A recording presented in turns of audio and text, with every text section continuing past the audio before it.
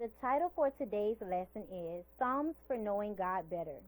There are a million great reasons to get to know God better. The book of Psalms tells us a lot about Him, including what we can expect, what upsets Him, and how generously fantastic of a God He truly is. It's easier to understand God's love if we look back on some of the other religions of the world. From the time of Abraham around 2200 BC until the end of the kings around 600 BC, there was a great problem in the world of people worshiping many false gods and worshiping idols. There were some very strange religious practices and some very cruel ones coming from the temples of idols. Not only were people bowing to man-made things like gold statues and wood carvings, they really believed a god could fit in something like that. And the thing was sort of alive. There were cruel things that they would often say in order to demand human sacrifices, such as if someone would agree to give up their own life on the altar, and their blood would be spilled there. Then the gods would send forth good crops or prevent a plague from spreading. So here's the contrast. People believed in gods who demanded human blood be shed and much heartache be suffered for them. The God of Israel, however, was promising to shed his own blood and take on the heartache himself for man. The writers of the Psalms were so taken by their own God because they were very aware of how the rest of the world worships and how different the real God was from these fakers. They were aware of what a better deal God had to offer and how loving, kind, and merciful He was. Today, we'll look at parts of the Psalms which tell us something about the nature of God so that we can know God better. How strong He is, how willing He is to help, and what actually can make Him mad. Psalms 8 shows that God is a master artist, a loyal guardian to His creation, and a being who cares more than we can comprehend. Psalms chapter 8, verse 3 through 5 reads, "When I look at the night sky and see the work of your fingers, the moon and the stars you set in place, what are mere mortals that you should think about them? Human beings that you should care for them. You gave them charge of everything you made, putting all things under their authority." You will sometimes hear skeptics say, the God of the Bible can't be real. The heavens are too vast, and nothing that created the world could actually care about this little planet and the people who live on it.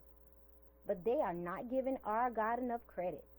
We know the psalmists were aware that the heavens were vast, because the Egyptians were aware, and the Sumerians were aware, and they all swapped information. They all were already aware of the planets and the stars, and great contrast of space between them, having the same grand overview of the world as we have today. They clearly stated that God does care deeply about man. It seems unbelievable to us, but that doesn't make it false. God created man a little lower than the angels. God did create the entire world, and He does love us individually. Isn't it great? I think it's amazing. So let's talk about something slightly uncomfortable.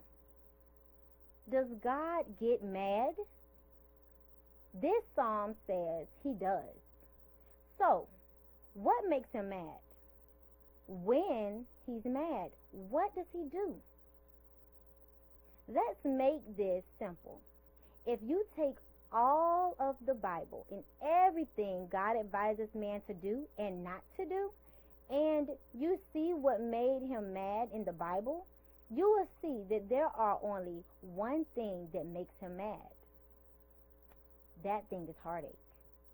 Whether it is his heart or man's heart, God does not like heartbreak, and it will make him mad. So then, how exactly do we make him mad? If you are being mean, or make somebody else scared, or you make them cry, or if you even make them feel bad on purpose, God will get mad. What will he do if he's mad? Obviously, he doesn't slap you or yell or seek revenge. He can let you suffer the consequences of your actions, though. He can make sure you get caught. One thing that we can be sure of is that he will always sympathize and make himself available to the person who has been hurt.